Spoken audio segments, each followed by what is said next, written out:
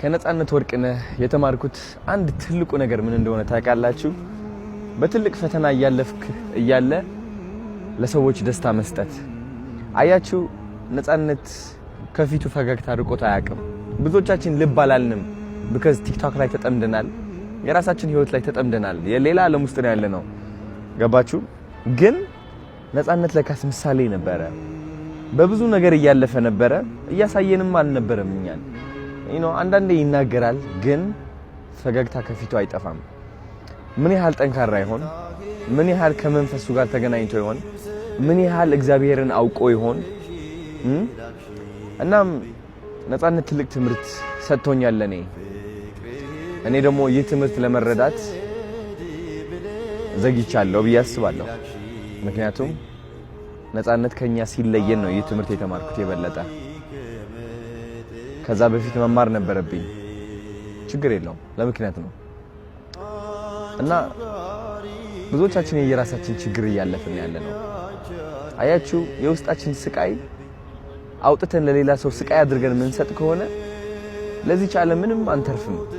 ምንም እናመጣውና ምን በጀው ነገር አይኖርም። በውስጣችን ስቃይ ተሸክመን ለሰው ፈገግታ መስጠትን የምንችል ከሆነ፣ ይውህናን ፍቅርን መስጠትን የምንችል ከሆነ ትልቅ ትዕድልት ነው። እኛ የእግዚአብሔር ልጆች ነን ማለት ነው። ይገባኛል፣ ብዙዎቻችን በገንዘብ እንሰቃያለን፣ በጤና እንሰቃያለን። የየራሳችን ጎደሎነትና የሚያስጨንቀን ነገር አለ። ግን ይውህናን ፍቅርን መስጠትን ከተማር ትልቅ ለውጥ እናመጣለን። ሀገራችን ላይ ትልቅ ፍቅር ይሰፍናል። ትልቅ ተአምር እንፈጥራለን። because ሳይኖርህ ፍቅር ስትሰጥ፣ እያመመህ እያለ ሰውን ስታክም ምን ያህል ጸጋ ነው? ምን ያህል ጥንካሬ ነው? ምን ያህል ብርታትን ነው? ሁላችንም እንደዚህ ብንሆን እቺ ዓለም እንዴት በተቀየረች ኖሮ። አብዛኛው ሰው የሚጠላ ሰው ውስጡ ጥላቻ ያለበት ሰው ነው። ሰው መጉዳት የሚፈልግ ሰው ንዴት የሚሰማው ሰው ነው። ግን ንዴታችን ራሳችንን ይዘን ቢሆን ፈገግታና ፍቅር ብናካፍል ሰማይ እንደርሳለን። ነጻነት ወርቅነህ ይህን ያስተማረ ያ ሁሉ ህመም ይዞ ተሸክሞ በስንት መከራ እያለፈ ስራው ሲገብቶ ሰዎችን እያሳቀ ስናየው ምን ያህል ጥንካሬ አልገባንም። ከውጭ ሲታይ ቀላል ይመስላል፣ መሳቁ ቀላል ይመስለናል። ለካስ እቺ ፈገግታ ከባድ ነች።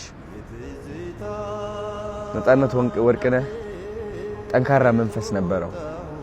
እቺ ጠንካራ መንፈስ ደግሞ ከላይ ሆና እያየችን እንደሆነ እርግጠኛ ነኝ። እወደዋለሁ። ትልቅ ትምህርት አስተምሮኛል። አድናቂው ነኝ። አሁን ደግሞ የሱ ተማሪ። ይህ ለማለት ብዘገይም ግን ከማለት ወደ ኋላ አልልም። እወዳቸዋለሁ።